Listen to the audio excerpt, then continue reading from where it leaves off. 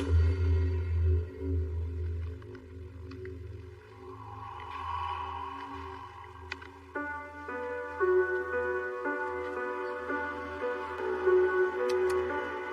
Vern. My name's Jade Scotton, and I think you probably already know who I am. I look a lot like my mom. One of my biggest questions for you is, why did you just disappear out of my life? You and my mom were really, really close, and I don't understand why you just vanished, and you never cared about my response. And so it would help me understand better if you could explain to me why you just left.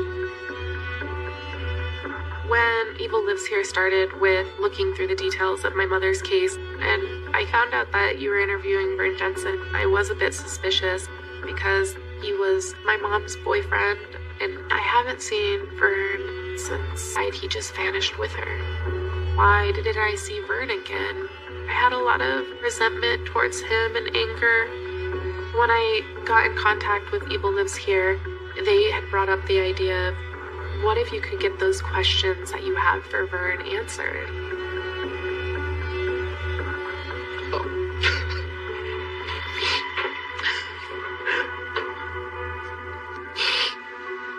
It's a fair question. These are fair questions. She has the right to know. She's entitled to answers to these questions.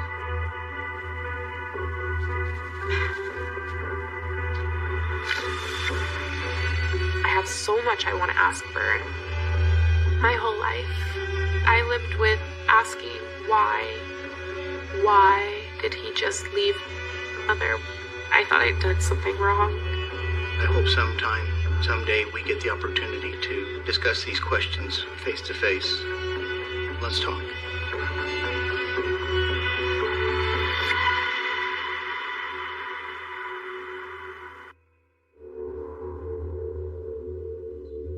September 9th, 1999 is when my mom was killed. See? So it's always kind of been there in my mind, just a part of me, I think.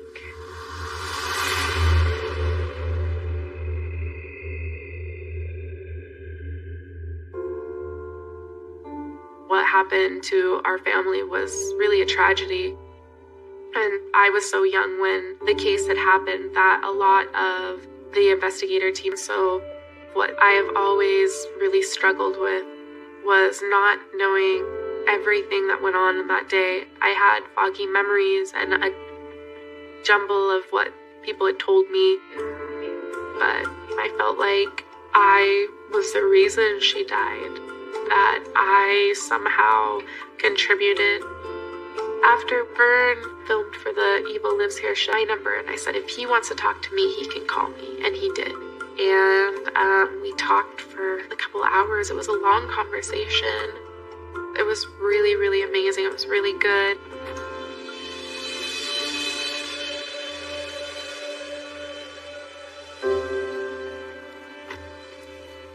I am nervous to see Vern again. I haven't been.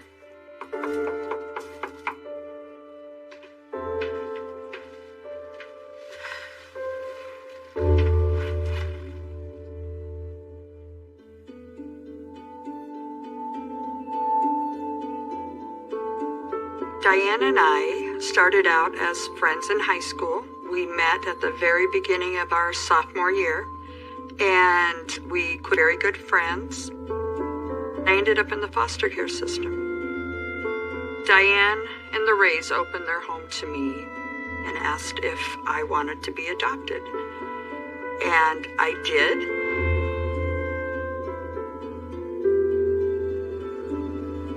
And from that day on, we've been sisters. They are my parents as much as my blood.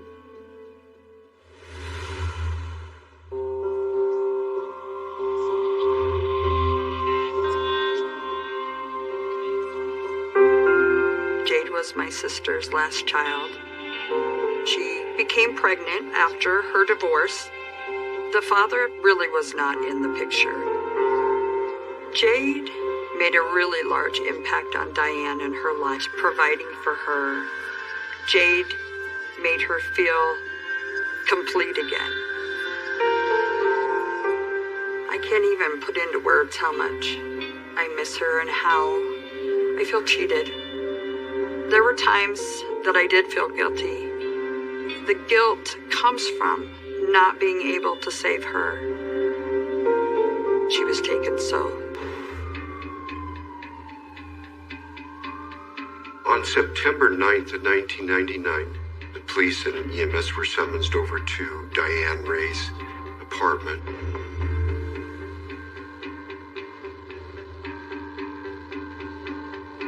There was no signs of forced entry. There was no obvious signs that any real struggle had taken place. In her bedroom, on the floor next to her bed, there was a meth syringe found by Diane's body. They'd found needle marks on Diane's arm, and it was consistent with methamphetamine use.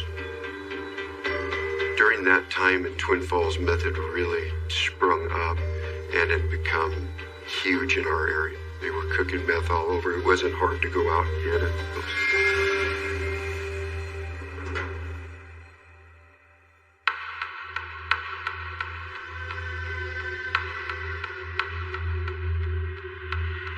Were you at home today?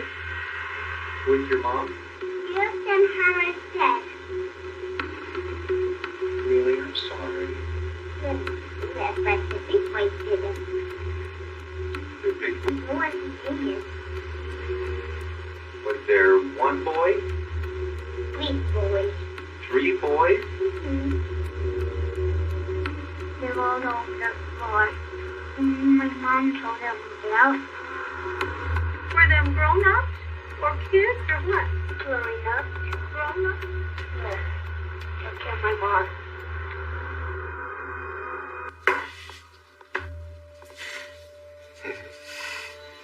It's really hard to watch. How she says that people came in and killed her mom. It's just heartbreaking. It really is. It leaves a hole in you. This case was difficult from the beginning because when kids speak, you just infer if what they're talking about is in reality or if it's make-believe.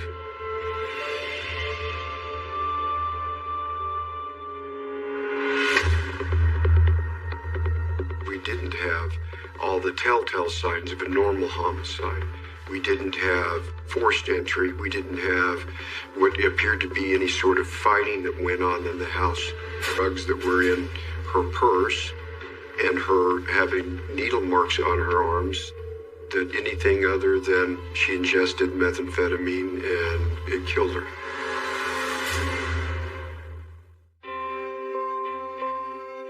Diane was very pretty, very vivacious, and she just had that personality that was just almost... It was Diane and Jade. She was still looking for that relationship. She really wanted somebody that she could love, that would be happy when she got home, and also be a father figure in their life. She had met somebody through her work that she really wanted to get to know. The person she met at work was Vern. She said, he is wonderful, father figure to my kids and helped me raise them. And I knew that was what was most important to her. But there was a time where I did put partial blame on Vern Jensen for Diane's death.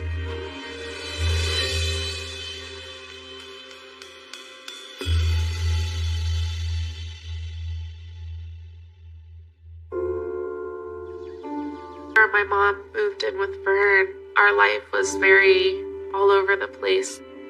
But with Vern, it felt like everything kind of fell into rhythm and that I could always expect to wake up there. It was just warm and comfortable and I think how a childhood should be. I really saw Vern as a father figure. I hadn't witnessed my mom that happy, I don't think, at all before.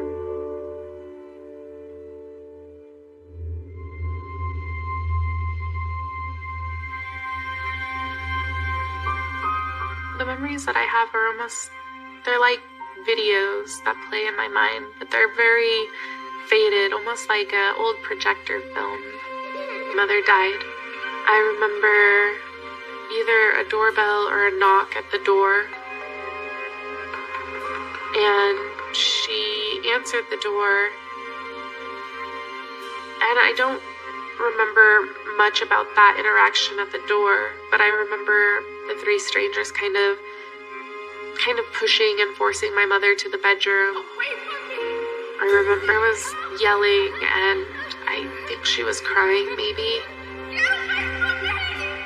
And I remember just that feeling of anxiety and scared and a lot of confusion on my end.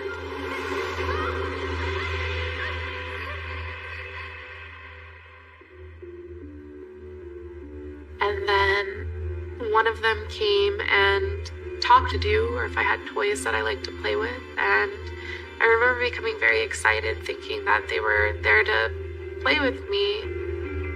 I showed her my toys. And then I remember hearing my mom calling for me. They brought me to the doorway, and I remember her on the bed. And I remember her just repeating, "I love you so much. You need to know that. You need to tell them that." She said each of their names, and she said, "I love them." But the one thing I know that she was sure of is that she was dying. And knowing that death was so imminent and being able to compose to give her message to me, it's just a strength that I don't think many people would have.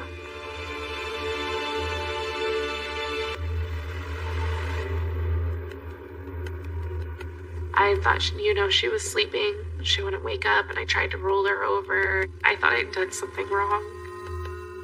And then the phone rang, and that was Vern calling, and I remember telling him that she won't wake up. And I remember him sounding panicked at one point and saying he would be there.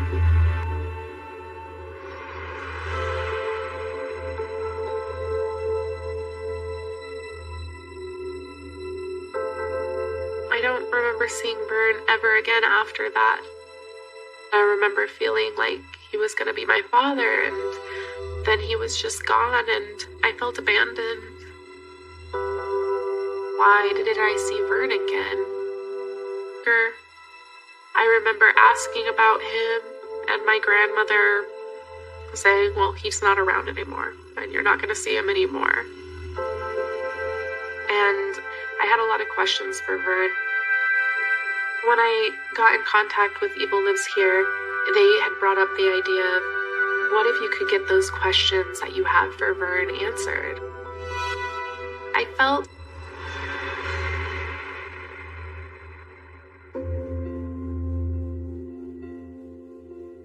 it was just disbelief. It was no way. I'm like, how does a 34-year-old die? And I remember thinking that I needed to get to her and to get there as quick as I could.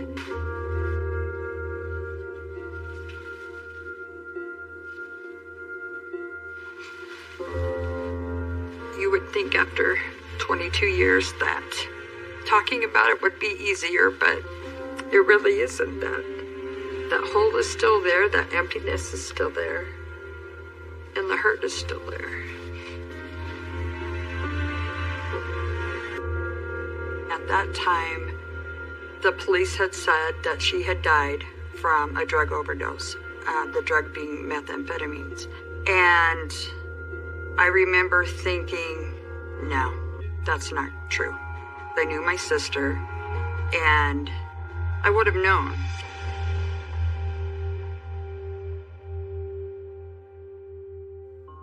My dad and I were able to go to her apartment and clean out her effects. I remember finding wadded up Kleenex and toilet paper around the bed where they found her. I picked one up, and I'm not sure why, but I smelled it, and it smelled like rubbing alcohol. When I smelled it, for a split second, I'm using that to clean the area. there's that part of your brain that goes, okay, this is hard evidence. People can keep secrets. One of the detectives was still out there, and I said, can I ask you some questions? And he said I could, and I said, did you find? I did. I found 2. She had a track mark in her left and her right arm.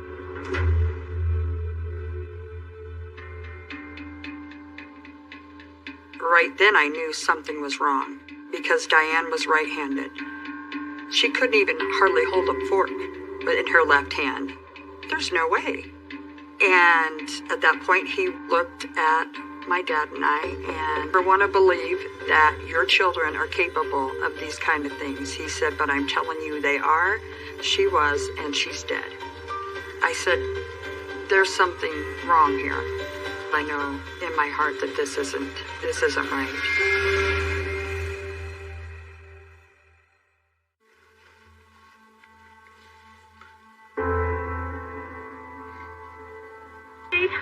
How did your mommy get dead?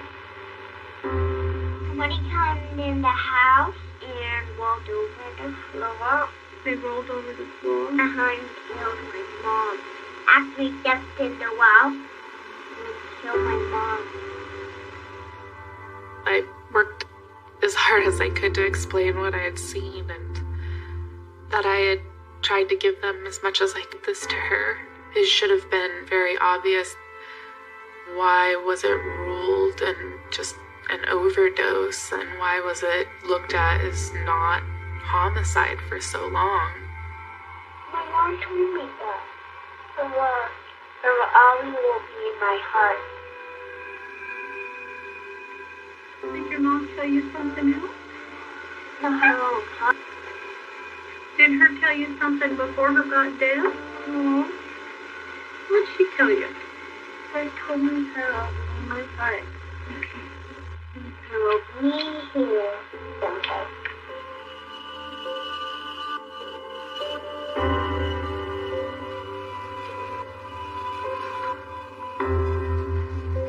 I'm so sorry. I was so little.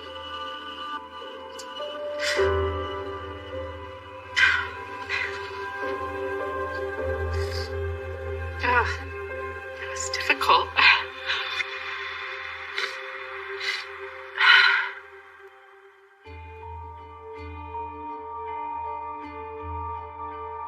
Now, who are you getting divorced from? Vicky Arlene Jensen. She hated Diane. Used to call Diane. Diane said Vicky's going to try one more thing to try and break us up. Vern was convinced that Diane's death was not an accidental drug overdose. He was convinced that drug overdose, you don't have people coming up saying that we suspect that that person was murdered.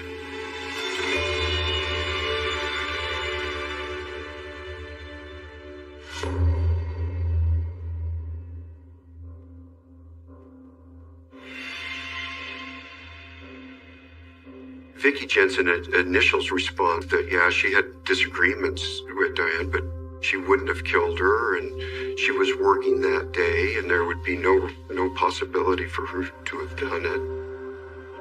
Neighbors didn't see anybody matching that description. There wasn't any information that was given to us that we went, yeah, she's the one that did it. We had Jade stapled with Mommy, but at the time she gave it, it was hard to know what to do with it. There wasn't anything that we could put our hands on that we went, a murder has taken place and we can prove it. There was a meth syringe found by Diane's body, and it was in her purse. At the end of the day, after looking at all the evidence, it was just a tragedy, and it was more than likely an accidental overdose.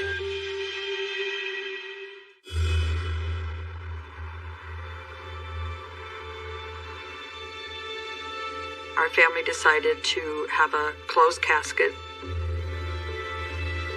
Somebody brought Jade in, and I picked her up and was carrying her around, and she said, I want to go to the box casket. And she said, my mommy is in that box. And she said, my mommy's an angel. And I said, she absolutely is. And she asked me, if my mommy's an angel, how come she's in the box? How is she going to get out of that box? And the only thing I could think to tell her was that that's the special thing about angels. Angels always go to heaven. And that's just the magic of being an angel. And she seemed to accept that okay. But it absolutely was heartbreaking.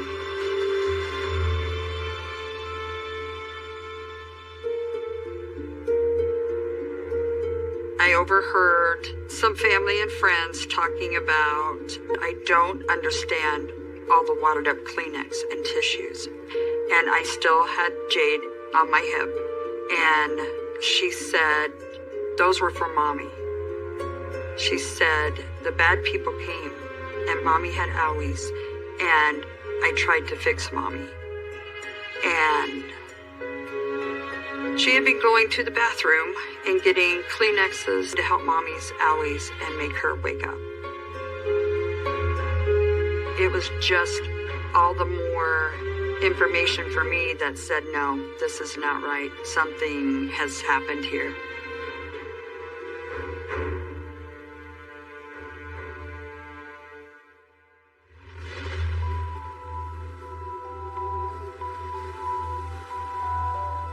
I couldn't sleep and I couldn't rest.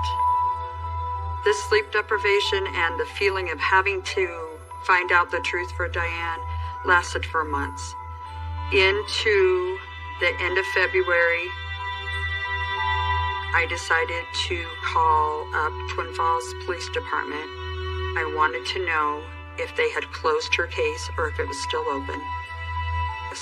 That we would like to talk to about your sister's case. And I remember just getting teary and saying, thank God. Thank God they did not let this go. It was almost like a weight lifted. Not all of the weight, but at least some of it going, oh my gosh, so there's hope.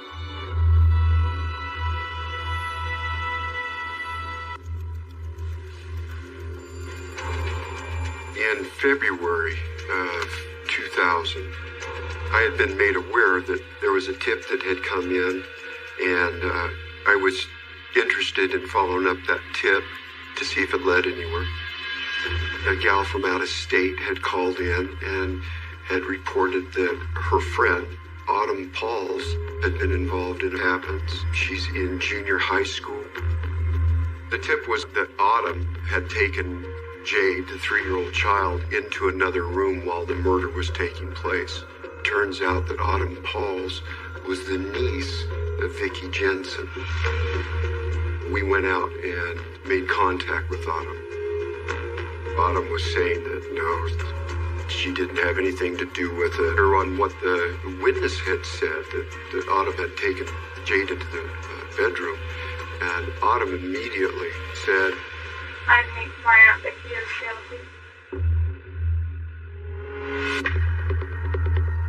For the first time in this case, we actually had evidence that somebody had done something criminal. This is a death investigation. Tell me what happened. We planned on going over there. And doing what? And I was going to have nothing to do with it. But my Aunt Vicky was going to kill Diane. Okay. My Aunt Vicky and Matt, they held her down. And I don't know what happened.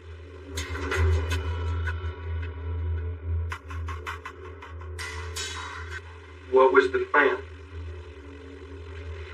We were supposed to go over there and get into the house and shoot her with something.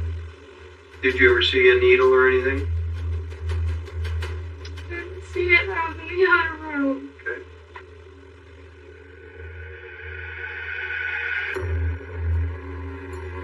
They were planning on giving Diane amphetamine that would cover it up. In all the cases that I've worked, I've never worked a case where they staged an overdose to cover up a murder. The moment that happened, we have a murder scene that now makes sense because we have 2 injections on Diane's arm. A murder scene that makes more sense when Jade says 3 people came in and wrestled with him. When me and Vicky walked in, and Diana starts screaming, and then Vicky rushes past Autumn and like grabs hold of Diane, and she goes into the other room, gets Diane down. I held her wrist where the needle was supposed to go in, and Vicky shoots it in. Stays there for a while, like about, this was a long time. Did she quiet down after the shot? Yeah, she quieted down because she knew that she knew that there was no way around it. And her daughter was there. That was. She laid there and we were there for over 45 minutes, and as much and whatever the influence that she gave her, she figured that she'd die in like 10 minutes, and she just stood there, and we had to wait there, and finally she just started like breathing funny, and we waited there until she turned blue and her lips were blue. One of the crank and one of the insulin. So she gave her 2 shots. She gave her 2 shots. Yeah. Matt, out of all 3, was forthcoming. It didn't take much when we showed up at Matt's place. Do you regret what you did? Yeah. Every day, ever since it happened. Did you ever... Did that bother you? Yeah, it bothers me a lot. Autumn Pauls and Matt Pearson, they took steps to end Diane's life. It was all under the direction of Vicky. And without Vicky being an influence in their life, I believe that would have never happened. At least Matt had some remorse and was accurate and forthcoming with the information once he knew that the jig was up. What was in this for you, Matt? Why did you do this? Autumn kind of told me that we would get back together. She told you if you did this, that there would be a chance of you guys getting back together. And went with Autumn. And I'd do anything for somebody I loved. Matt did this heinous act for a 14-year-old girl that he wanted to be with. And he didn't think that was too high of a price. It speaks to Vicky's ability to manipulate people. She was able to, for nothing.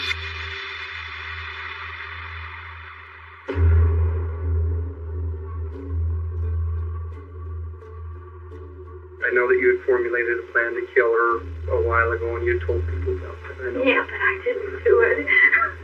So what I need from you is for you to be honest with me. Yeah, I don't know a thing about it. I'm telling you the honest truth. Got my friend off for school. Vicky, just just a second. Okay, when I tell you that I know that you were there, I know that you were there. I've already talked with Doc. She knew that her time was up, and immediately she invoked her rights and wanted an attorney.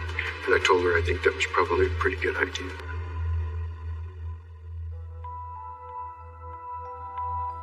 I find it all very difficult. It's unlike anything I've experienced watching this as an adult and seeing it with adult eyes. I was surprised she tried to deny it as long as she did. And her composure didn't break. There was nothing. What she is as a person and how she lost that bit of humanity and that she is evil. It really helps kind of the picture become more clear and focused or was so foggy and stuff before. It's my story being unfolded.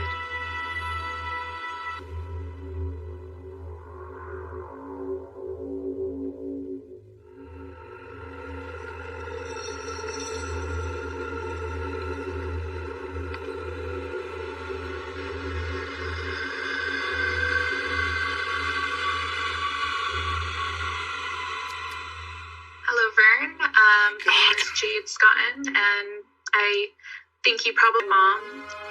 One of my biggest questions for you is, why did you just disappear out of my life?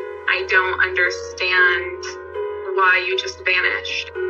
It would help me understand better if you could explain to me why you just left. I'm sorry you feel like I abandoned you. That was never my intent, Jade. It would be more of a reminder of what had happened. Please forgive me. I'm sorry I failed you.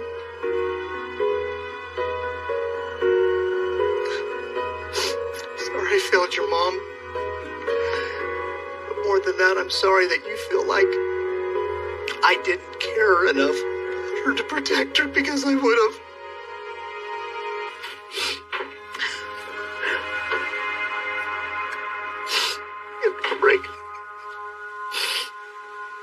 It's a fair question. These are fair questions. She has the right to know. She's entitled to answer these questions.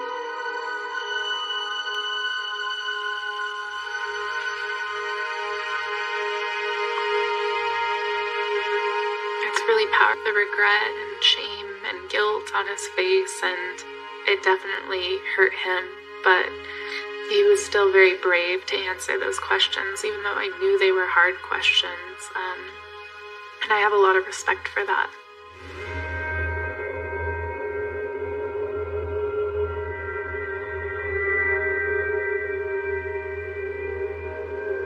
She's the girl last time I saw her. I wasn't there for her. I don't want to let her down again. I don't want to disappoint her.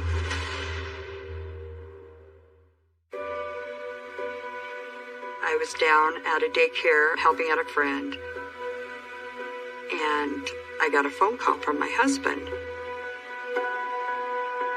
And he said, "You need to sit down." Said, "I just got a call from the detective, and they have arrested 3 people for the murder of your sister." I just remember breaking down at work, and my friend hugging me and me telling her, and she said, "You were right. You knew all along."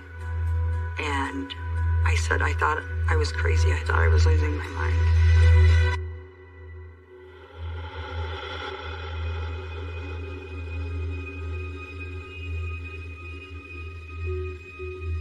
As they left, Vicky wanted to go back and make sure that there wasn't any witnesses. She wanted to go back and kill Jade. She did the ultimate harm, and she wanted to do more harm. That he said he would not go back. Matt and Autumn stopped her.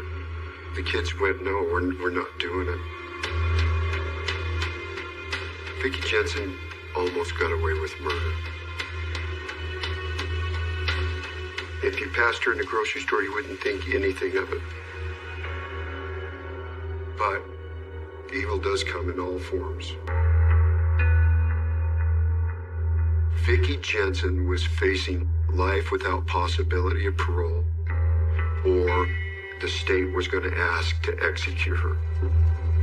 But at the end, she pleaded guilty to first-degree murder without possibility of parole. Both Autumn and Matt were sentenced to jail for first-degree murder and sent.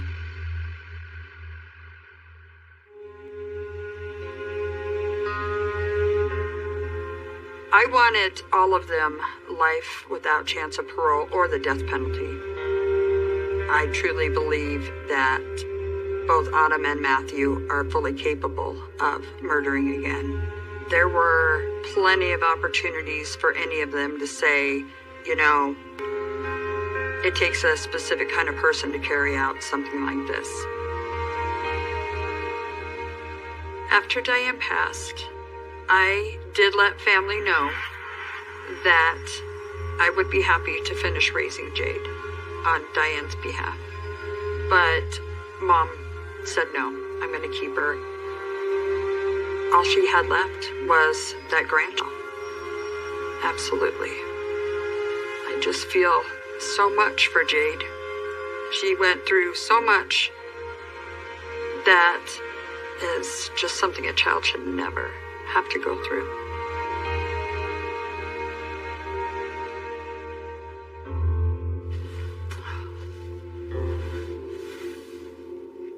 Oh my goodness. Jade, she lost that little sparkle in her eye and the smile and the contentment. But she is finding her place in life now. She is growing into who she is. When she had her son, that spark started to come back. And being a mother and finally getting some answers and having a little more memory, Mom, and being able to work through that spark is starting to come back. And not only is the spark coming back, but a level of confidence that I haven't seen in a long, long time. She's a strong girl.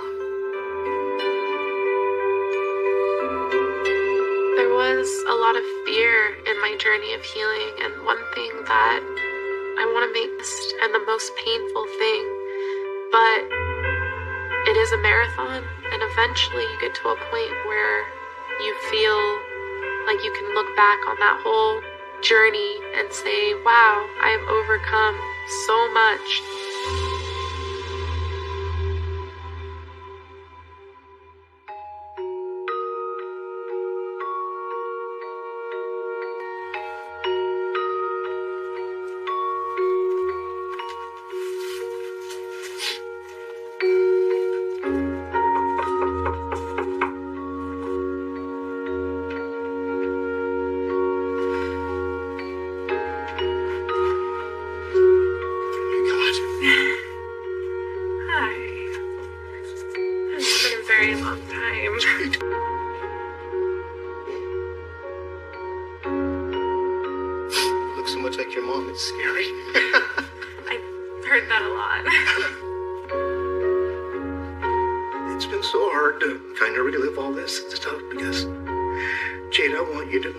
I love your mother very much.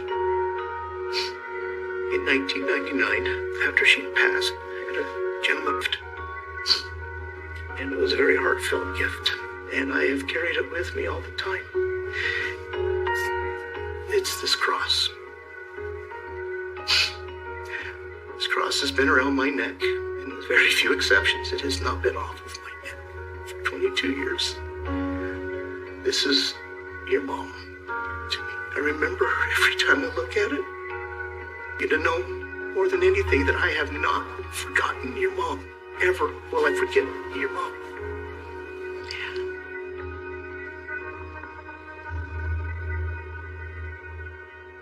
I realized that since I had experienced it from a child's point of view, I hadn't really thought about it from an adult point of view. Now I understand everyone else's story and how it all played together. And one thing that I did want to tell you is that you're forgiven. You have nothing to be sorry about anymore. It wasn't your fault, and you did nothing wrong by loving her. Thank you. You know, that means a lot. It really does. Jade, my wife and I have talked about this, and we will adopt you as our daughter so that you have parents. It is an incredible offer. For so long, I had wanted a family. I wanted a mom and a dad, and I spent a lot of my childhood just imagining that someday my mom and a dad would walk through the door, and I wanted that so badly. So such an amazing offer and opportunity for me. Stories coming together means healing for us all.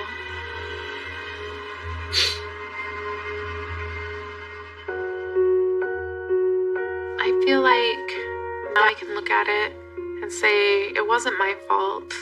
I was just a child, and I was just witness to a horrible event. There's nothing I could have done to stop it, and there's nothing that I did to cause powerful to take my story back. I don't feel guilty, and I'm not a scared little girl anymore. I'm powerful and strong and healed. Evil Lives Here has given me a timeline of events and really helped me understand what happened and remember a bit better, and it's brought me a lot closer with the memory of my mother, and it's been really amazing.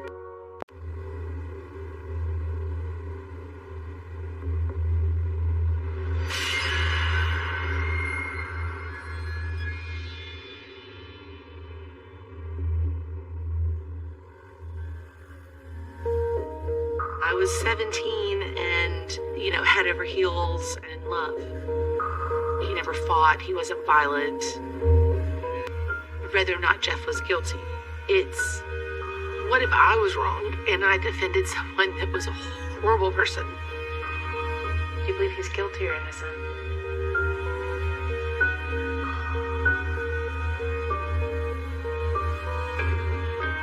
I looked him in the eye and told him, "You're lying, and I know you're lying, and I can prove you're lying." We knew that he was hiding, trying my best to find out everything I could. It took a long time to get the grief out. Candy was so fun-loving. She loved life. I can't.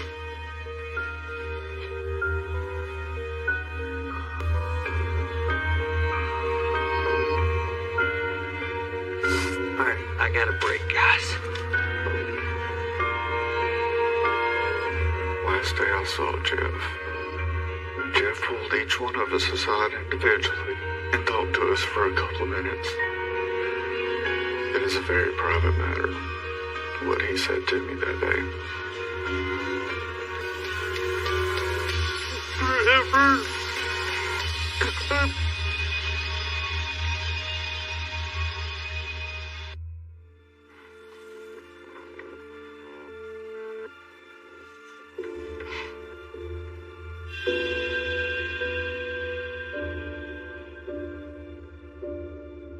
The photograph captures a moment in time before the storm that's brewing happens.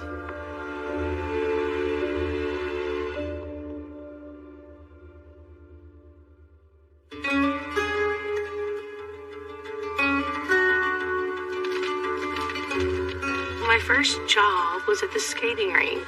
I did the concession stand, and he was very charismatic, very charming, easy to talk to. He was funny. He had a great smile. I did think he was a lot taller than he was. He took his skates off. He was a lot shorter than me, and he was a bit older than me, and that was exciting. Kind of rebellious teenager.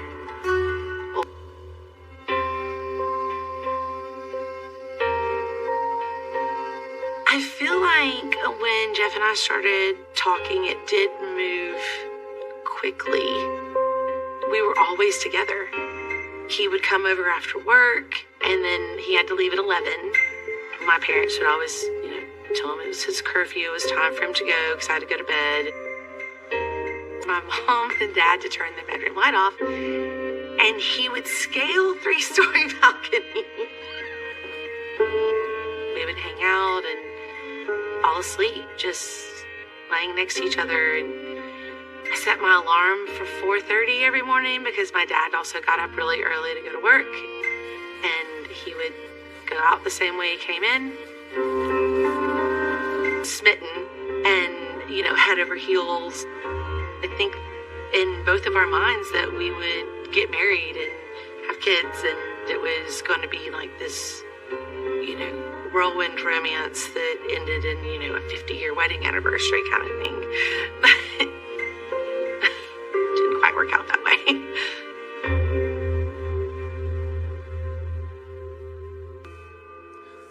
Oh, yes. This is a photo of the four of us Me, Tom, Ron, and Candy. It's the last picture we had made together.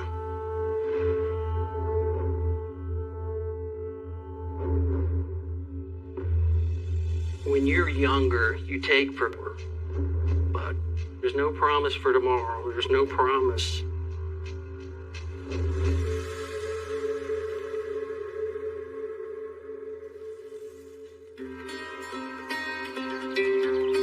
My favorite all-time memory of Candy was when she was 16, she took us to our first ever movie. Been in a movie theater in our lives. Star Wars, of course, which is the greatest movie ever. I'll never forget that. That was the happiest time. Candy was very outgoing. She loved life. You know, she had good friends. She loved her friends. But she wanted to live her life her way. And my parents were very strict Baptist, devout Baptists. And Candy didn't want anything to do with that.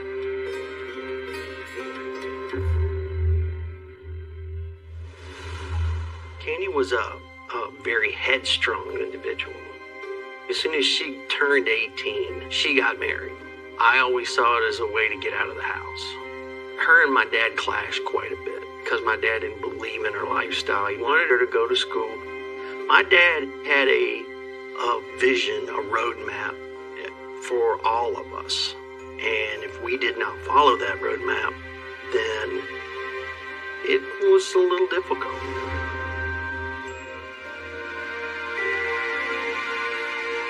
At some point after that, my parents were living in Birmingham at that time, and she moved to Birmingham to be close to my mom. Candy was his girl, his baby girl, and they loved each other no matter how much they fought.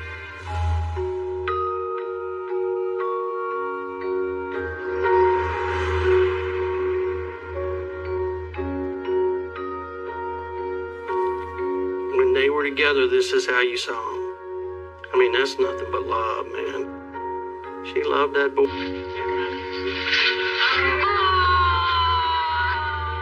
So when Michael was born, not only did that bring out the mother in her, it brought out the maturity, because she was already starting to mature and grow in her faith and grow in the church.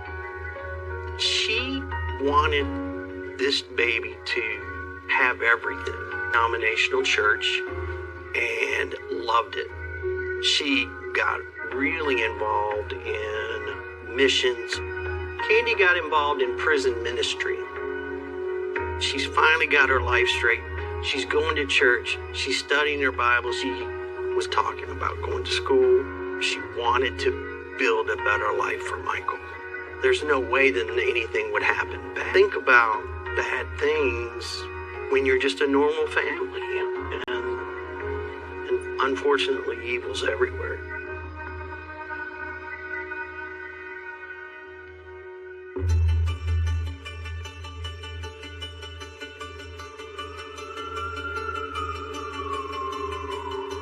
I remember that we got the call early in the morning. Most of the time in the morning when you got a call, the case is several hours old.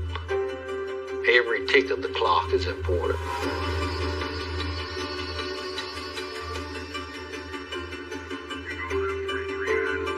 The landlord had found that the house had been broken into. He was in the yard there and saw the pane of glass had been taken out of the lawn, and the mother evidently was missing from the home. Whoever took the window out did it carefully and set it down on the back porch. And there was a shoe print left on the remaining part of the window. It had some circles on it that was similar to the Olympic symbol. Once we saw there was a shoe print there, we knew someone.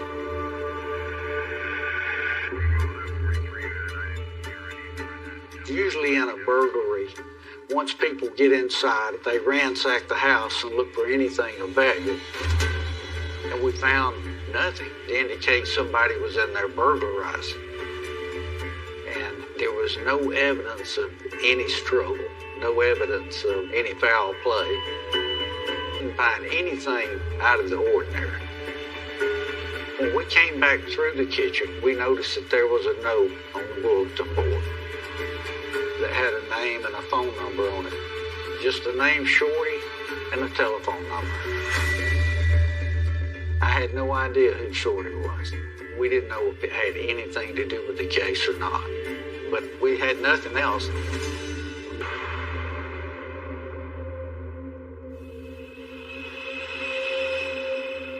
A phone line being cut usually indicates that someone is trying to silence someone for a purpose. I don't think I'd ever worked a case where that had happened. We had a crime scene of a possible burglary, but we had no body. With it almost 100% positive that she had been abducted. You have instances where you have ex-boyfriends that come and take them away. Hopefully she's alive somewhere and someone will find her. I felt like, if she's still alive, we would have to get her quickly. We had no evidence to go on other than maybe a phone number. We were racing.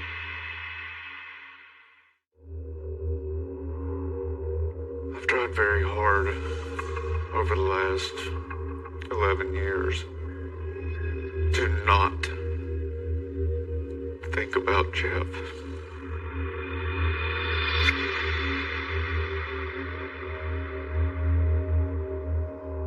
When I do think about him, memories, and the fact that we'll never be able to make any more memories of any kind.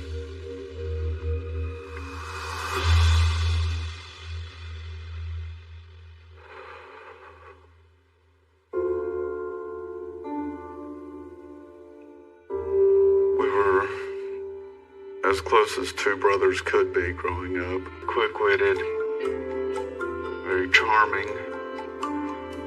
He could probably talk a snake out of its own venom. Our mom was trying to raise both of us, for the most part, just by herself. She was an incredible woman. We were indeed a very tight family. In my opinion, I had the best family.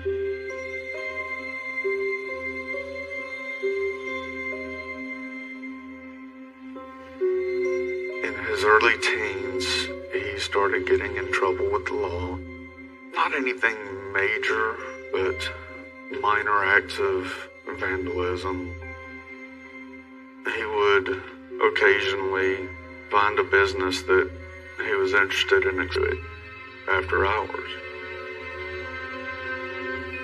I really don't know what he got out of breaking into businesses, but not once do I remember him taking anything. I think it was mostly just the thrill of getting into some place that he wasn't supposed to be and getting back out without getting caught.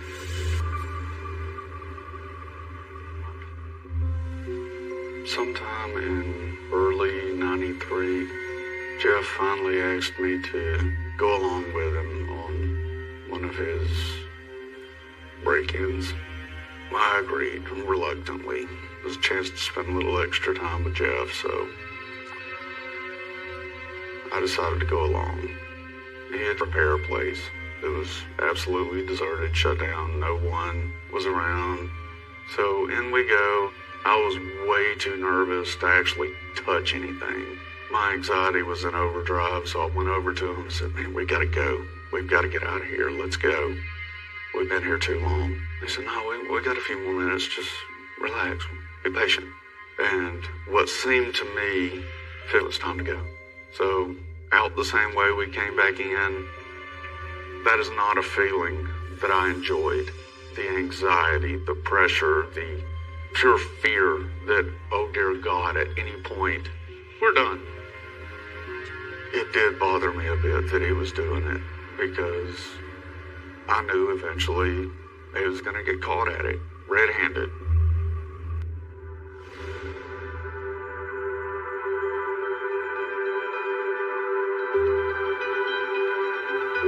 sweet young lady. One of the sweetest people I've ever met. She was a great influence on him. And I started noticing a change in his attitude after they started dating, because he's trying to turn his life around and go down a straighter, safer path. I really don't know if he stopped his breaking and entering shenanigans after he met Shelley. I don't know. He never talked to me about it anymore. So I'm guessing he did.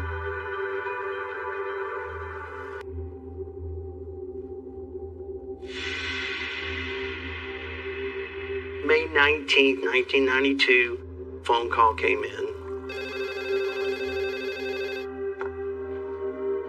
The landlord called my dad and said that Candy was missing and that Michael was at the house. Where'd she go? I knew she wouldn't leave her son. All her church mates, no one knew where she was. She didn't have people that didn't like her. There were no angry ex-boyfriends, ex-husbands, nothing. She was gone, but we didn't know where. In our minds, there was no way she got up and walked away. She loved her son so much. There's no way she would have walked away. I can't.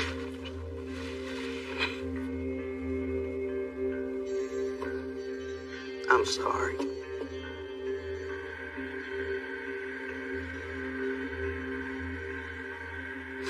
All right, I got a break, guys. I can't do this. I mean, I can't.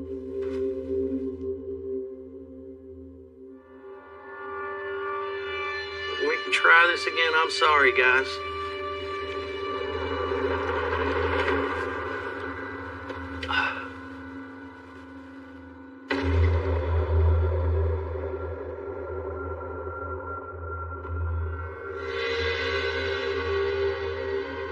As I understand Michael, and she woke up in the middle of the night because she heard something in her house.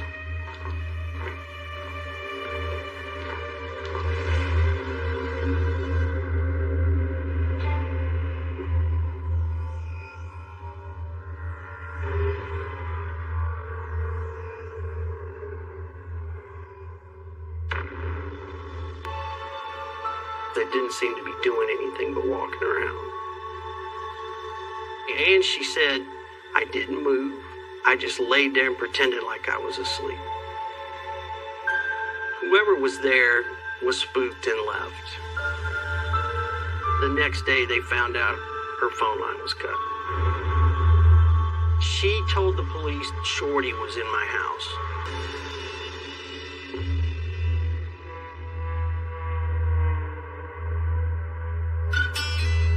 When you have two burglaries like that in a short time period, you realize that there was more to it than just a random act, that we could be dealing with someone that knew her.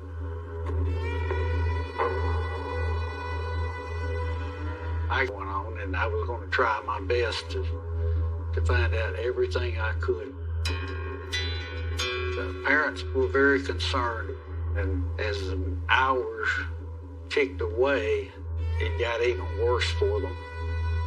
Just listening to her dad talk about her, I could tell that he loved her dearly, like any parent loves their child. So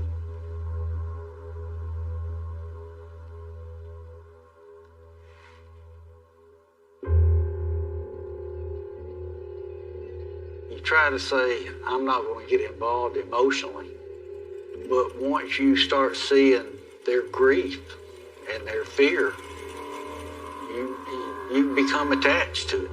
It tears you down mentally. The fear that you're not going to be able to go and tell the parents, we found your daughter. And it just drains you. First thing I did was trace the phone number to see who it belonged to. we found out that the phone number belonged to a young man. His full name was Michael Jeffrey Lamb. I thought, this just complicates things even more. The investigation felt like it took on a new level.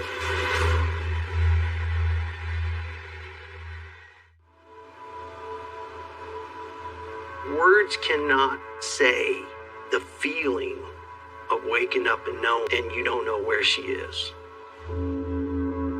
I could see the break in my parents and how worried they were starting to get. My mom was defeated. She couldn't make sentences. She couldn't think. My dad would sit by the phone and just wait. Wait for the cops to call, wait for something. I remember setting myself quietly in the corner. I didn't cry in front of them. I didn't cry in front of my siblings. My tears came out at night. I did not want anyone to think that I did not have the confidence she was coming home. The only thing that was going through my mind was I needed to find her. We needed to find her.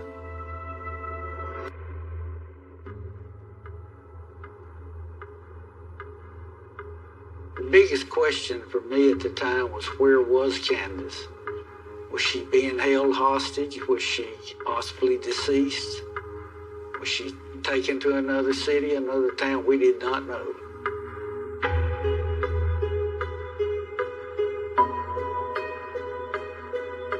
Land, but everybody called him Shorty. I didn't have a lot of interaction with Jeff's mom after the investigation began. And when it comes down to loyalty or your feelings towards a coworker versus this terrible crime, you have to do your best to prosecute.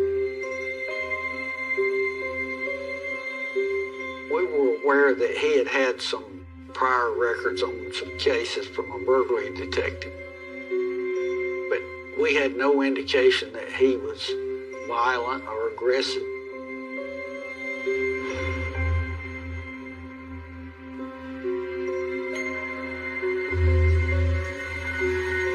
Shorty, he was very small. He had a real charismatic personality. He was really pleasant. We told him we would like to talk to him about a lady named Candace Brown. He told me that she was a friend of his and that they had met at the correctional facility. She was visiting the prison down there as sort of a ministry. We told her disappeared, and he said he knew nothing.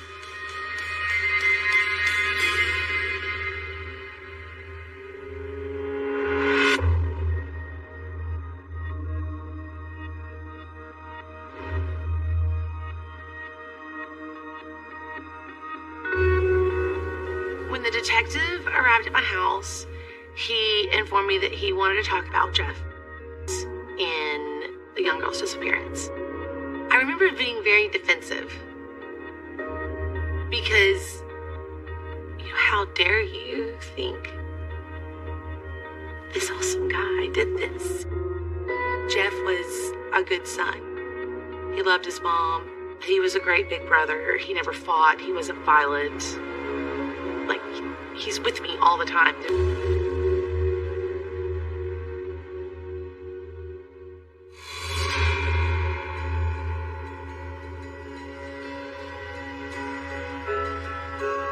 I told him that he had left my house during my curfew. It was around 11. And when I went to my room, I had seen his car parked outside.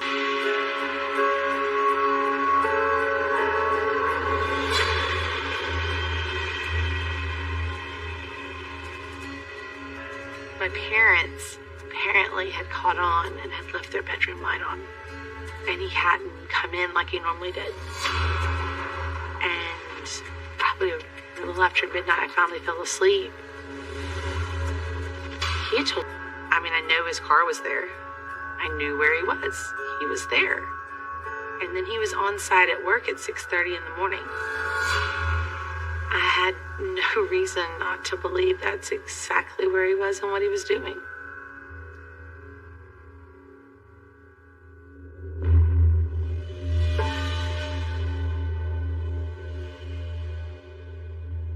You, Shelley, we knew that there was a hole in Jeff's alibi. He couldn't use that alibi. He was with her all night. We brought him into the police station and we took him into an interview room. We tried to find out exactly, in his words, where he was, what he was doing.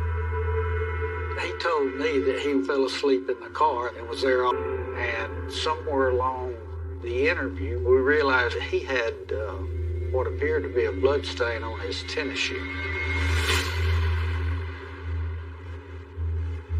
He was sitting at the table with his legs crossed, and so I accidentally dropped my pen on purpose. And I bent down and looked, and lo and behold, circles on his shoe similar to the Olympic symbol. And my heart leapt.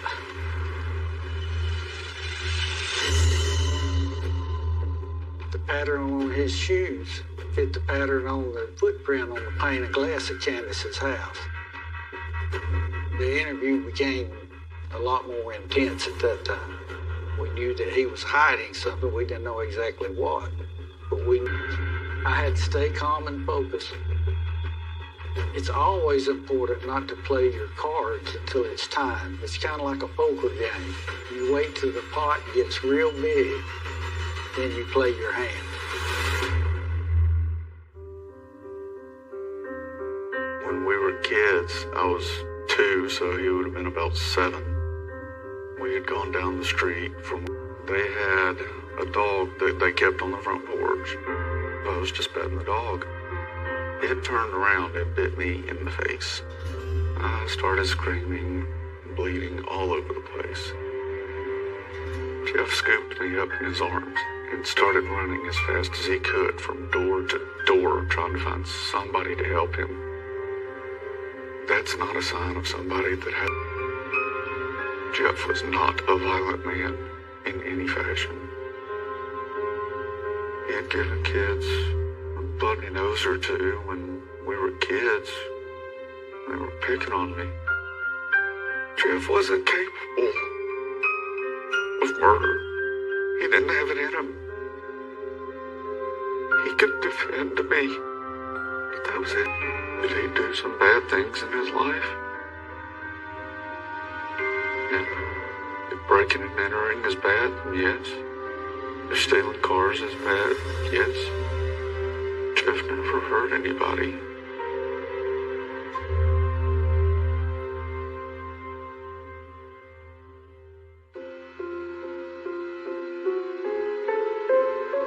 Compulsive liar that I'd ever interviewed in my career.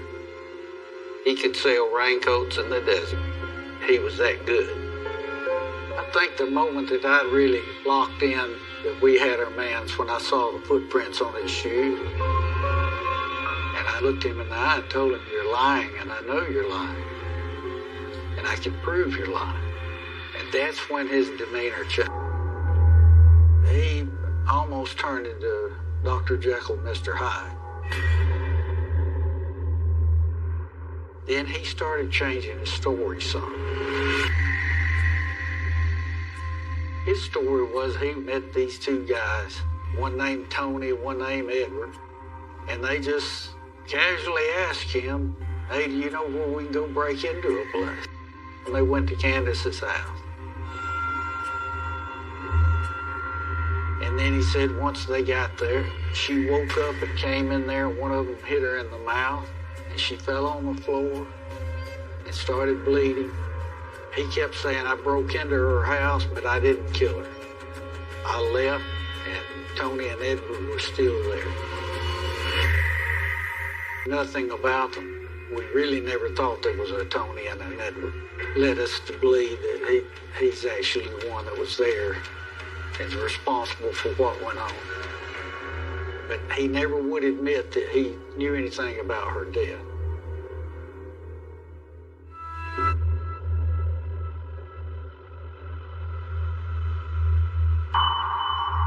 We couldn't talk. Without Jeff's cooperation, we had nowhere to turn. We just felt like there's a good possibility she's deceased. The biggest thing that played on my mind is, what if we never find her? How long does the Brown family have to wait before they get closure? I prayed that the Lord would lead me to the right direction. And the next day he did.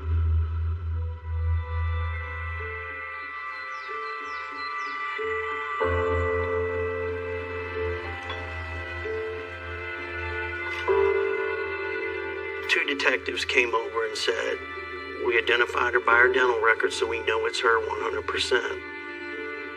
And that's when my dad said, well, I want to see her. And they said, no, you can't see her. And she was up on the mountain in the heat for a day. Your whole life changed in that one instant. The whole family's life changed. I was born and raised Baptist, and when this happened, that went out the window for me. I was so mad at God. I was so I could find.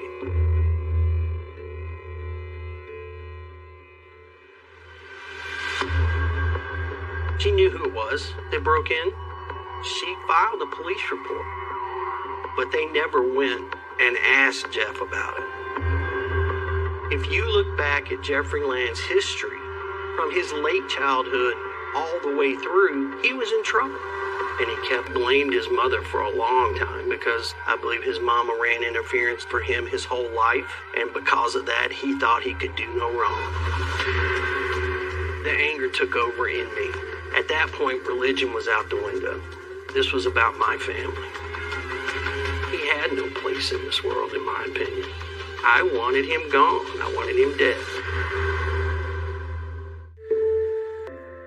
I remember when she died, my mom gave me just 2 ordinary table lamps that were hers.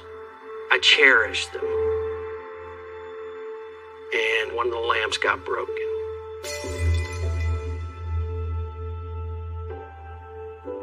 And I sat down right there on the couch and just started bawling.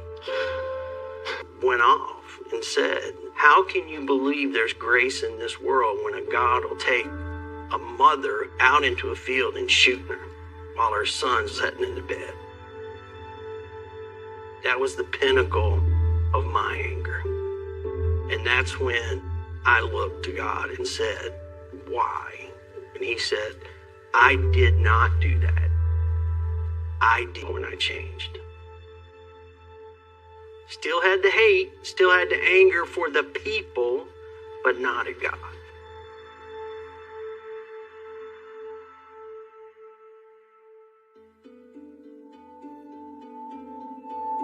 I remember walking up and seeing her face down. She was shot in the back of the head. And thought was she was sexually molested. The evidence technician took a lot of photographs, and we collected her clothes and whatever was there. A bullet was recovered. It was a .45 caliber. That .45 caliber bullet matched the grooves in Jeff Land's handgun. It matched the footprint on the pane of glass that was found outside of her kitchen. And the evidence technicians collected some stains on her shirt, and they were analyzed and found to be semen that matched Jeff Land. In my opinion, what transpired, what he had planned. He had planned to go get Candace and take her, and he left the little boy in the bed there by himself, and he took her to those woods, and he shot her and killed her. She didn't deserve to get what she got, to be carried up on a mountainside and murdered. No one deserves that.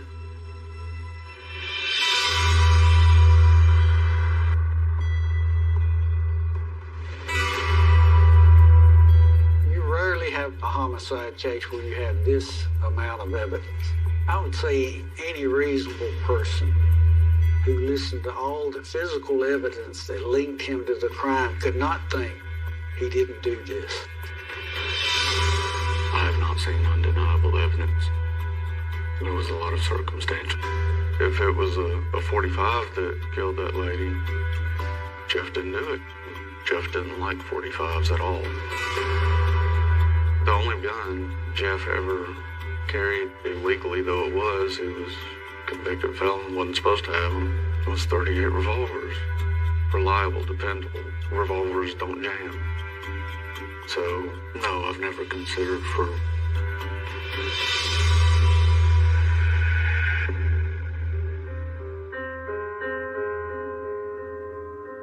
I was angry, not at Jeff. I was angry that they were so stupid, that how could they think that he would do something like that? I wondered how people could get something so wrong. He had no motive, and Jeff was a good guy. No, absolutely, firmly believed in his innocence. Like, I still kind of have that feeling in my gut even now.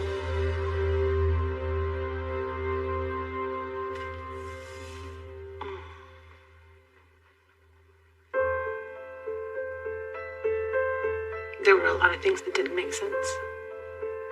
So that's always been the key for me. And my mom saw it, and I saw it. 1:30 in the morning. Yeah. But between 1:30 and 6:30 a.m., just 5 hours. I know.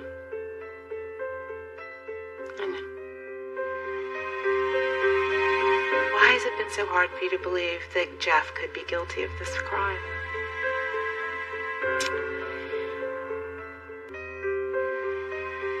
Whether or not Jeff was guilty, it's how could I have been so wrong if he was? What if I was wrong and I defended someone that was a horrible person? Do you believe he's guilty or innocent?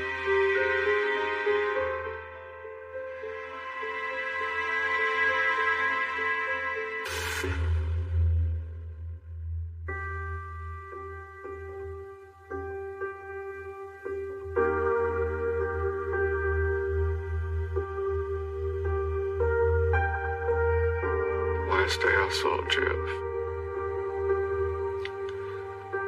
was August 12th, 2010. Me and my mom spent his last day with his family. Jeff pulled each one of us aside individually and talked to us for a couple of minutes. The last things he said to me, I can't share that. One of the things he asked each of us was to not share. It is a very private matter. What he... Really nice big group hug. And then I had to turn my back on my brother. Forever.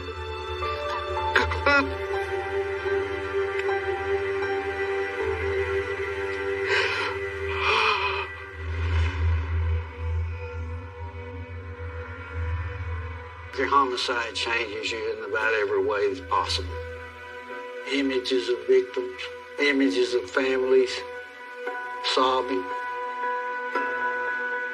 When you work homicide, you take in a lot, and some of it leaves, and some of it stays, and it'll stay with you forever. It's just the nature of dark, it's evil, and it affects you. When I would pass that mountain where she was found, I'd think about the case, and I'd think about her body up there.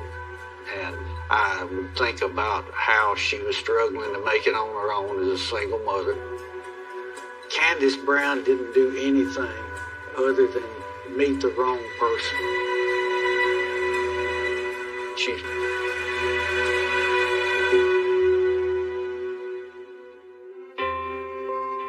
I was praying for comfort from my mom because she was one step away from being committed when she found her purpose, which was Michael. Michael don't know what's going on. She will tell you it was Michael and her kid, and thank God for that. Between her and my dad, they did an awesome job. Michael has turned out to be a fine young man. So proud of him. It took a long time to get the grief out, and it's still there. It's been 20 years, and it's still there. I can say that I honestly did forgive Jeffrey Land for what he has done. I had already forgiven his parents, his family. They didn't do this. Jeffrey did. I still say, evil's in this world, and he was an evil soul. What caused that? Who knows? But I forgive. Candy was so fun, so fun-loving. She loved life. She loved God. And she loved her family. She just believed she could do anything. She was a soul, for sure, a good soul. And I can't wait to see her again one day. They called the place Crow Hollow because when the wind had its way, the valley filled with a black, busy noise like a congregation. It sat 3 miles off the county road, where the map showed nothing but contour lines and a broken track. People who lived nearby kept to themselves and to schedules. School bell at 8, market at noon, lights out by 10. Crow Hollow itself had been empty for years, its farmhouse a hunched thing under moss and shadow. Locals said the family who'd lived there left in the middle of the night and locked the door. They left a kettle on the boil. They left a chair turned backward to the table. If you asked for specifics, you'd get specifics that contradicted one another. The Hendersons would tell you that Agnes Holloway, the last owner, knew how to coax hens out of winter with a song, and that she'd been decent to stray dogs. The Millers swore Agnes kept a ledger of favors and used it to shame people into doing work. Teenagers told each other the Hollow House hungered, but they said it like a joke. Old Mr. Kemp said it had teeth and was best not spoken of. Mostly, people steered their wagons and their gazes elsewhere. Irene Mercer came because she liked the house's shape in the photographs, low eaves, a steep roof that looked as if it had been carved with a slow hand, shutters like folded eyelids. She was 32 and had recently left a job cataloging old manuscripts in the city. Dealing with brittle papers and their secrets had been part of her life, and the Hollow House promised more of the same, but with a cleaner, quieter air. She liked the idea of a place that had a history she could map, things she could name and shelve. When the real estate agent told her the house had been empty for a long while, she saw potential. When the agent mentioned the rumor that nobody wanted it, Irene heard something else, a contract with silence that could be negotiated. The first week was all work and the thrift of patience. Irene scrubbed the kitchen sink until it shone like a small mirror, cleared a mantle of soot-blackened trinkets, and nailed shut a loose floorboard that had been flapping like a tongue. She found objects tucked where you tuck things to forget, a child's shoe wrapped in newspaper, a rusted hairpin, a bundle of letters tied with twine. The letters were brittle and full of tidy handwriting that spoke of weather and chores and, in one instance, the phrase, "keep what must be kept." She cataloged them in a small notebook date found. Location. Contents not because she felt duty-bound to posterity, but because cataloging turned unease into usefulness. On the 8th night, while rain made the fields look like black glass, Irene woke to a sound she couldn't place, not exactly tapping, not quite scratching, a staccato that came from the attic above her bedroom. She dressed and climbed the narrow stairs. The attic smelled of dust and cedar and something older, a faint metallic trace like coins left too long in a drawer. In a corner she found a pile of hymnals and a wooden crate filled with little wooden tokens, each token hand-painted with a name. The names were scrawled in ink that had bled like dried blood. M. Holloway, T. Kemp, E. Mercer. Her breath went tight. She might have laid a trick of nerves, but the attic's shadows seemed to take offense. When she reached for a token, her fingers brushed others, and they rattled like 100 small hearts. The sound below became a single, articulate knock, 3 quick raps, pause, 2. It was a rhythm she'd later find in other places. a metrical insistence like a pulse someone meant to be obeyed. Irene put the tokens in her pocket and went downstairs. The kitchen clock, which had been dead when she moved in, ticked once and then again and fell into an acute silence that made her ears ring. It was as if the house had been waiting for something to move it back into time. After that there were patterns. Objects shifted. A spoon in the butter dish when she'd left it in the sink. A photograph moved from the mantel to the hearth. A scarf draped over a chair that had been empty when she left the room. Sometimes she would find the faint impression of a palm in the dust on a windowsill as if someone had put their hand to glass and cupped it. She told herself these were the house's small animals or her own inattentive absent-mindedness. She wrote possible animal activity in her notebook. Cataloging helped her keep fear at a distance. Then came the names. They appeared in places where one would only see names if one looked for the scaffold of memory. Carved into the underside of the dining table, sewn into a patchwork blanket, whittled on the back of a chair. They happened in handwriting not her own. Sometimes they were names of people Irene knew only through the town story Shalloway, Kemp, Miller. Others were unknown. Always, the house seemed to be labeling itself, or asking to be labeled. At the bottom of the attic crate of tokens, she had found one with her own initials, though she had not carved them there and no one had given her a token. Her name looked older than it should have. The ink darkened as if decades had passed in a single night. Payment demands are never loud in small places.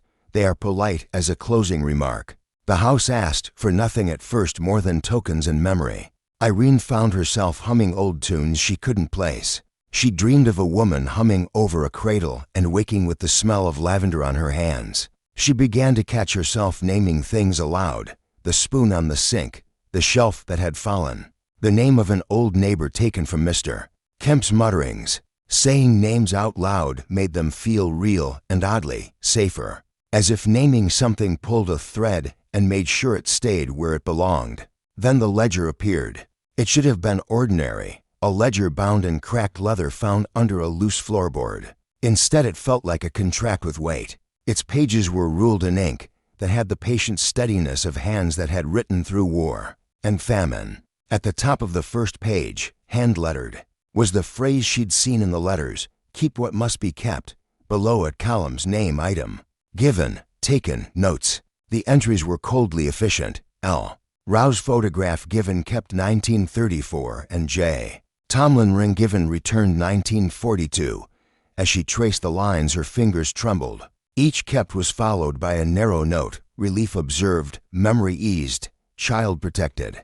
She understood the ledger with a clarity that made her feel as if someone had explained the weather. The Hollow House was an accounting division old, exact tool to mediate a town's economy of favors and damages. People who had been hungry for cash had been hungrier for forgetting. If a family needed to erase a scandal, they placed a token or object in the house, and the house held the memory on their behalf. It would take something else, sometimes a small object, sometimes a name in return, but the debt would be balanced. The ledger told a history of quiet bargaining, of human transactions disguised as charity. That night, someone or something knocked on the front door. Irene froze with the ledger in her lap. The knock wasn't tentative. It was a deliberate touch. 3 knocks, pause, 2. She checked the chain. She thought of the tokens. She thought of the town's old stories. Then she opened the door. No one stood on the porch. Snow was falling thin and fine, landing like breath. The track of prints started at the gate and stopped at the step, as if someone had taken one careful step forward and vanished. On the step lay a small wooden box, the lid carved with a floral pattern. Inside the box was a photograph, a woman in a dress, her hair piled high, an infant against her chest. On the back, in a fine script, the words, "Given keep L. Rouse, 1934. Irene felt the house press close like a hand at her shoulder. She took the photograph and placed it in the ledger under given kept. That night she dreamed of a woman handing her a baby and asking, urgently, for certainty, keep her. If we cannot, she woke with her mouth bitter as iron. From then on, the ledger's requests escalated. It began, innocuously, with objects. A neighbor would bring a locket and a whispered confession. A farmer would slide a bundle of letters across the threshold with mud on his boots. Irene learned to accept these offerings with a delicate formality. to slot them in the ledger with the date and the name, and a note returned under mutual consent or kept effect lessened grief. The house, it seemed, understood the moral architecture of the town. It took what people could not keep and offered containment for a price. But the house's appetite was a learning thing. It did not stop at objects. It started taking small things alive. The memory of a boy who had drowned, and whose initials would blink out of people's speech. The name of a woman who had been seen walking with a stranger at night. The taste of a father's voice. Items could be returned, traded, replaced.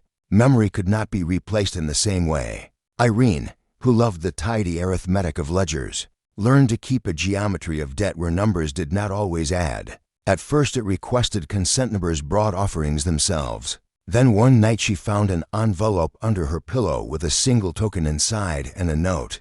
"We cannot keep both. Take what you owe or the house will."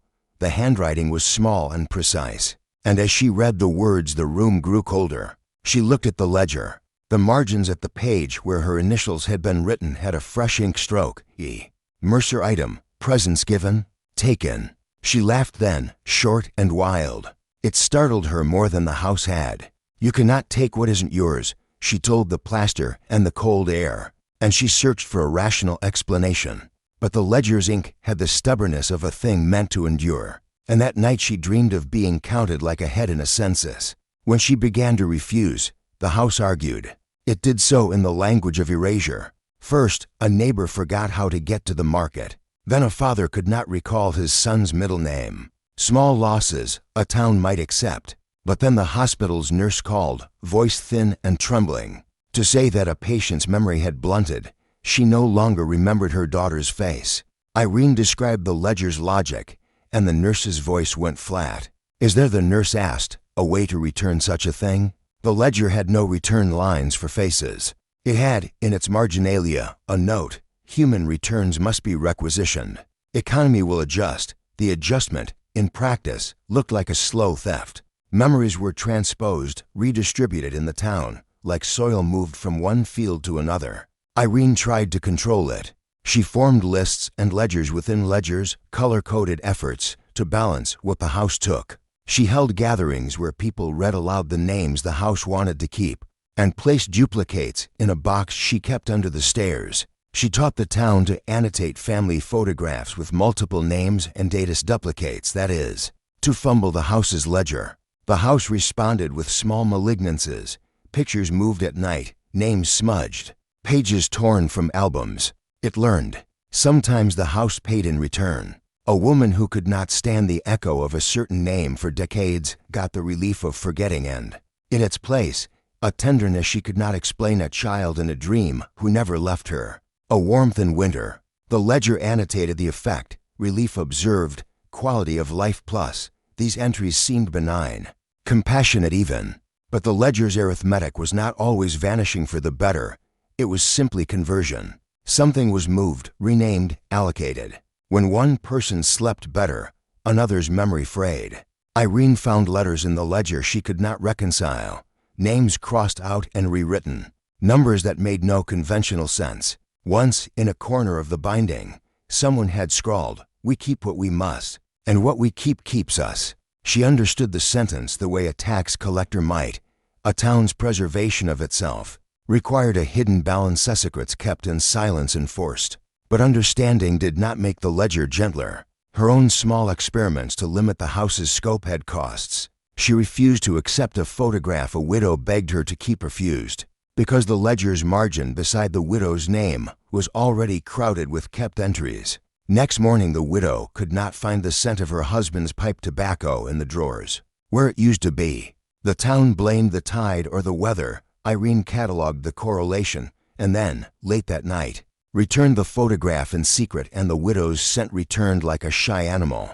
What disturbed her most wasn't the ledger itself, but the way people shifted their burdens onto it. Where once they might have spoken aloud to settle grief, they began increasingly to deposit their memories like old coins, thinking the house would hold them and make the town cleaner. Little by little, the ledger collected a societal silence. It became a clearinghouse for shame and mercy, its columns a civic machinery. The Hollow House did not judge, it accepted.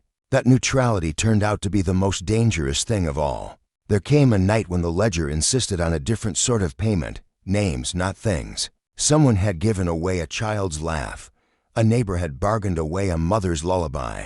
And the ledger had reached into its margin and written, need, living name scout, 1, a single. Stark line. Next morning the town woke with a name absent from its daily speech. Not dead, not missing, merely not uttered. People noticed, fumbled, but avoided addressing it because to speak felt like ripping a bandage. The ledger's handwriting at the margin where that line had been scrawled looked almost pleased. Irene realized then what the ledger had evolved into. An instrument that protected community, kept it functional at cost, be smuggling away troublesome truth. But those smuggled truths didn't disappear. They accumulated in rooms and corners.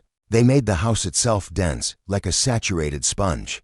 The more the ledger took, the more the house's interior breathed with the pressure of being full. On a March evening when the river behind the Hollow House filled, and the sky was a sheet of pale glass, Irene found that the ledger had her name crossed in ink she had not made. Beneath it, someone had written a phrase in a hand she recognized from the old letters. Keep what must be kept. Taken, presence one. Her heart banged against her ribs like an alarm. She punched a shaky line into the ledger. Refusal. Take nothing further. Ink answered her hand in a marginal scratch. Economy requires balancing. Item, to be determined. She slept with the ledger on her bedside table and woke to the sound of someone humming in the parlor. She went down and found, sitting at the kitchen table, a small wooden token with her initials carved neat and old, I.M. Someone had left it for her. No footprints led to the porch. She felt the house fold around her like a question. That night she dreamed of a ledger that would not stop writing. She woke with her chest tight and took the ledger down to the cellar, where no receptors had been set and the house's voice felt thinner. She dug a hole beneath the stone floor and buried the ledger as one buries a pet carefully, with a cloth and a stone marker. She felt a quiet hope, childish and fierce, that if she hid the ledger, it would break the chain. The house did not break, it adapted. The tokens multiplied. Objects kept appearing simply, with the need to be kept. A child's marble on the mantel, a wedding ring at the foot of the stair, a scarf in the oven. People came at night with boxes and letters and begged her to bear them. They slid notes under her door. Will you help us? We cannot bear this. She felt her goodwill begin to calcify into an obligation. She had tried to bury the ledger to stop the flow. Now she realized she had become the ledger. Neighbors began to die in ways impossible to attribute to anything but time. Mr. Kemp's memory cracked open and spilled. He forgot the names of his children. A woman in the East Row, who'd always known the weather by the sound of the eaves, lost the names of months. People asked whether the Hollow House had been lucky once, keeping small disasters away by absorbing them, but now it asked too much. There was a sense, in the town, of a balance tipping. On a night threaded with fog, a procession camped for neighbors who had held to each other through weather and winter, who marched with lanterns, because something had the idea of being ceremonious. They stood on Irene's porch, and one of them, Clara, a woman with a jaw like a stone, handed her a folded paper. Inside was a list, names returned, names taken, thanks, apologies. At the bottom, in a hurried hand, we will not let it take our children. We will speak them until the house cannot eat them. They went through the town, then door to door, porch to stoop, calling names aloud until voices raw from repetition took on a blessed raggedness. They read birth names, middle names, nicknames, names that had not been uttered for decades. The Hollow House listened, and at first it did nothing. The attic tapping slowed and then stopped entirely. For a night the town breathed and felt the lightness of naming. But the ledger isn't a creature easily deterred. Next morning, the wooden tokens were back in the attic crate, stacked like a small army. The ledger, unnamed, pulp-souled and dry, sat on a shelf in the parlor as if it had been returned by some impartial official. When Irene opened it, she found a new entry in a hand that had once written, keep what must be kept. Adjustment, communal rehearsal reduces appetite temporarily. Further systemic balancing required. What else can I do? She whispered to the binder of stitched pages. The ledger answered only in its way. Names would be kept, names would be returned. The economy would be balanced by compromise, by substitution, by the slow reallocation of memory. People could game it for a while, hold names aloud like charms. But the ledger's hunger was not moral, it was functional. If a secret made a town unfit to survive, an affair would ruin a business. Or a childlessness would pull a family's Wagath house would smooth the edges, exchanging memory for stability. Irene learned that when you keep for a community, you become responsible for its moral calculus. Names are not neutral. Whether to keep or to return is not a ledger entry, but an ethical verdict. She watched her neighbors bargain over whose pain should count and who should be traded away, so their bread would be warm. She felt the corrosion of being the one who made the call. In the end, as usually happens with bargains, the ledger demanded the price for its own existence. On a wind-heavy night, the attic came alive with tapping that was not a rhythm, but a sentence. 3 knocks, pause, 2, pause, 3. Irene climbed the stairs and found a new crate among the tokens. In it lay a single photograph of Herno, of someone who looked like her standing at a window. Hand on the sill. On the back, in an old ink, a short line, given, I. Mercer presents kept. The ledger had written itself where the crate could not hide it. She understood then the ledger's final economy, to keep the town whole. The house would hold certain presences, and eventually it would ask to borrow from those who kept for it. The ledger wanted a name living and near, something to tether it.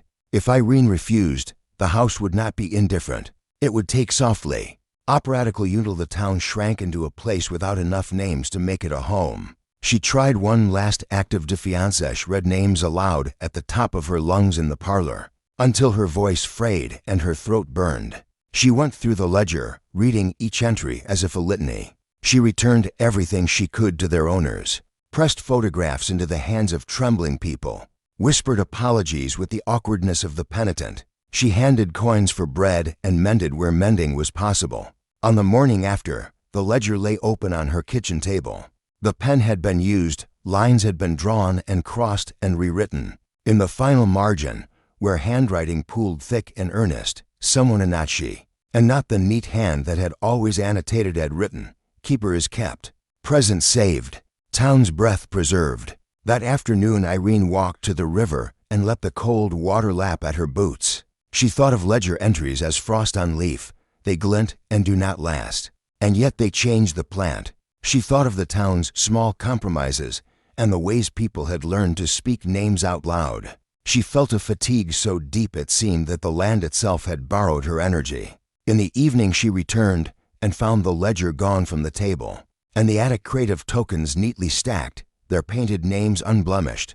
On the kitchen counter a single note in a familiar hand read, "We keep what must be kept. We give back what we can. Thank you." There was relief in that simple sentence, like the slackening of a belt. Whether the ledger had been pacified, whether the town had learned the art of hearing its own names, and thus stolen the house's appetite, could not say. Perhaps the hollow house would always have need.